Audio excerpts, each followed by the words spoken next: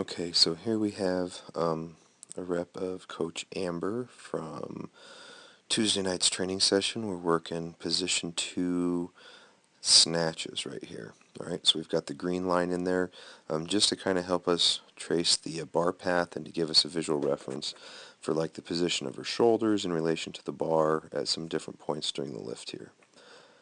So as we advance the film, or as we start out here anyway, it looks like a solid position 2. Right here, shoulders maybe a little bit in front of the bar, but not much, which is where they should be. Back is nice and flat. Bar is just below the knees. As we advance the film, right, now we're on the way up here. And we can see as she's pulling up from the knees, as it passes the knees, she gets the knees out of the way. You can see obviously on her feet there that her weight's in the heels, which is good. And you can see that bar is tracing right up her thigh. She's pulling it into the hip crease nicely.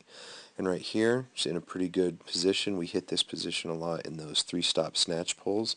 That's what they call that Superman position. Shoulders are being pressed out, and you're kind of driving that chest and shoulders out front as you suck the bar up into your hips. So that's a good position right there. Back is staying flat.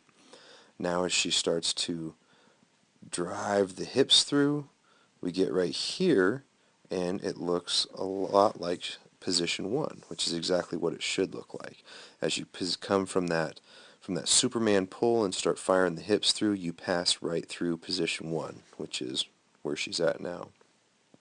But what we want to look at here is, start watching now, is where the bar's at in relation to this green line.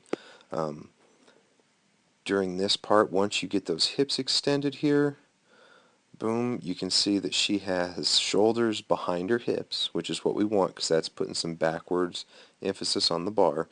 But as you can see right here, that bar has moved considerably in front of the line. Now, the bar never travels truly exactly perfectly vertical.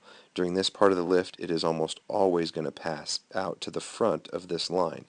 But in this situation, that's a little further in front of the line than what we want. So right here, Amber could be a little more exaggerated in how far back her shoulders are, in getting them more behind her hips, a little more arch in the back there. And also, she could be a little more active in pulling with her arms. Once that bar contacts your hips and you've got that hip pop, then she needs to be pulling those elbows back, like she's trying to elbow the wall behind her. That'll help pull that bar in a couple inches, keep it a little bit better path. She goes over under, she gets good turnover, and you can see truly Amber's receiving that bar well above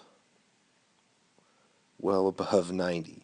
Okay, because right there that bar is pretty much received into the overhead position.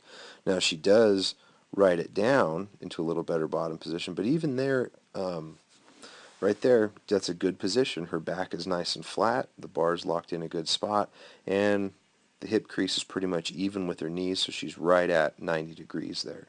That passes for CrossFit standards, but remember, in Olympic weightlifting, the lower you can get that bottom position, the less high you have to pull the bar. So therefore you can handle a heavier bar. You don't have to pull the bar nearly as high if you can drop fast into a lower position. So just some minor things, but some things that kind of add together to make a difference in our weightlifting. All right, but overall, a pretty solid rep.